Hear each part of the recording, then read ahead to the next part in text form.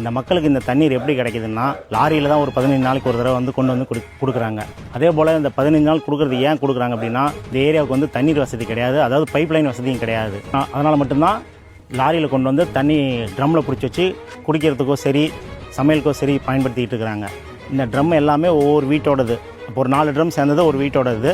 அதே போல் இங்கே இருக்கிற எத்தனை குடும்பம் 40 குடும்பம் இருக்காங்கன்னா 40 குடும்பத்தோட குடிநீரும் இங்கே தான் இருக்குது. இது வந்து மழையிலையும் வெயிலையும் இங்கே தான் இருக்கும். இதை தான் பயன்படுத்துகிறாங்க மக்கள். அதாவது ஏன் குடிநீர் இப்படி வருதுன்னா அங்கே கீழே ஒரு பகுதி இருக்குது, அந்த பகுதியிலேருந்து தண்ணி பைப்லைன் இங்கே வரதில்லை. ஏன் வரதில்லைன்னா இங்கே பைப்லைன் போட்டால் அங்கே தண்ணி வராதுன்னு சொல்கிறதுனால தான் அந்த பைப்லைன் இன்னும் போடாமல் இருக்காங்க. இங்கே வந்து இது வரைக்கும் இப்போ கிட்டத்தட்ட ஒரு 20 வருஷத்துக்கு மேலே இந்த கம்ப்ளைண்ட் போயிட்டே இருக்குது. ஒவ்வொரு தடவையும் நகராட்சியில் கம்ப்ளைண்ட் கொடுத்துட்டு தான் இருக்கும். இதை வந்து சரியான முறையில் அணுகிறதில்லை. இது ஆத்தூர் 4வது வார்டு ரங்கன் நகர் பகுதி டவுனில், ஆத்தூர் டவுன் தான், ஆத்தூர் நகராட்சியில் 4வது வார்டு. ஆத்தூர் டவுனில் இருக்கக்கூடிய இடத்துக்கே இப்படி ஒரு நிலைமை.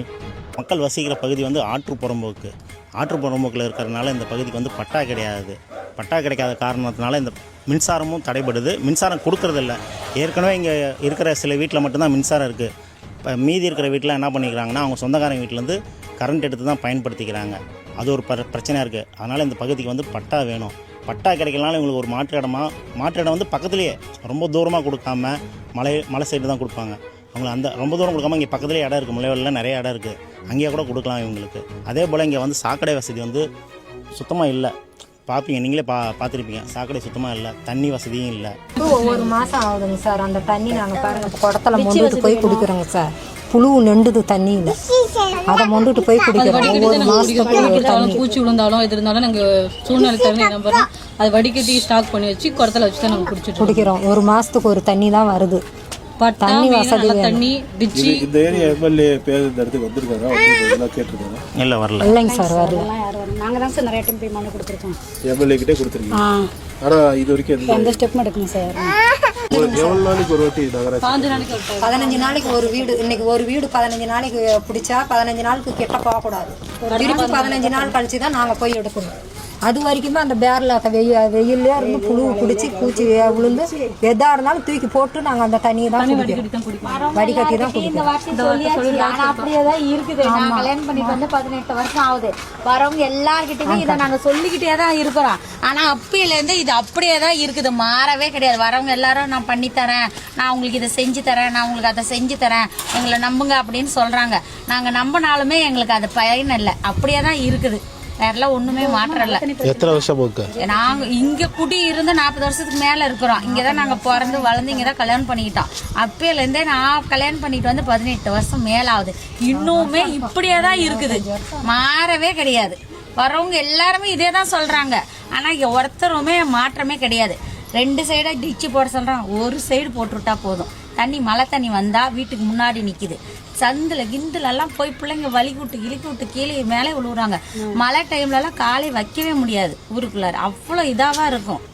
இந்த பக்கமே தண்ணி போறதுக்கு வழி இல்ல. இந்த பகுதி வந்து ஆத்தூர்ல எவ்வளவு தூரம் இருக்கு? ஆத்தூர்ல முல்லைவாடி. ஆமா, பேர் சொல்லுங்க, இடத்தோட பேர். இந்த பேர் வந்து ஆத்தூர் முல்லைவாடி ரங்கன் நகர். ஆத்து மேடு அதுதான். பக்கம் பின்னாடி வைஷ்ணவ நதி, அவ்வளவுதான்.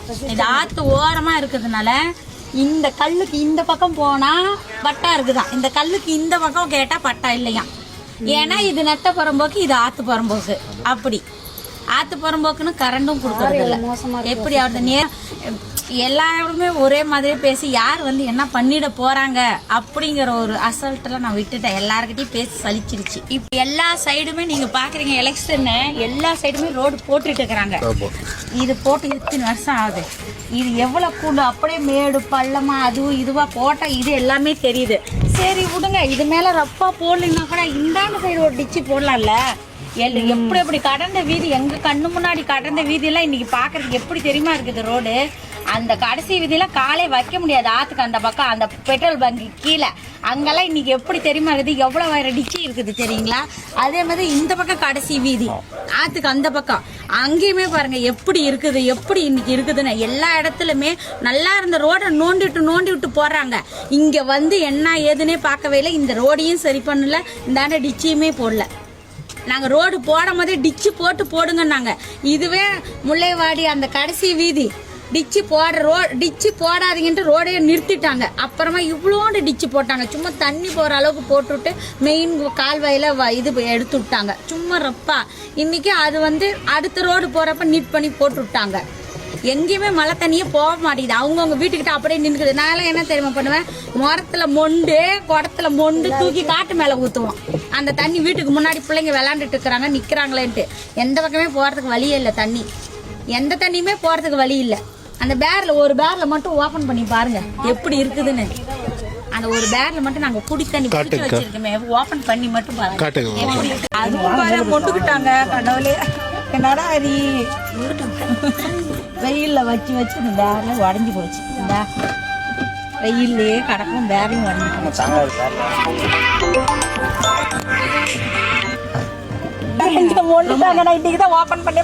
பிரச்சனை வர எங்களுக்கு தண்ணி அதை மொண்டுக்கிட்டாங்க. வடிகட்டி இதைத்தான் நாங்க குடிக்கணும். தங்கு கரை அதுலதான் கொசு உருவாகிறது. புரியுது. இதை எவ்வளவு மொண்டுக்கிட்டாளுங்க, இவ்வளவு தண்ணி மொண்டுக்கிட்டாளுங்க. ஒரு பேர்ல தண்ணியா? கொஞ்சம்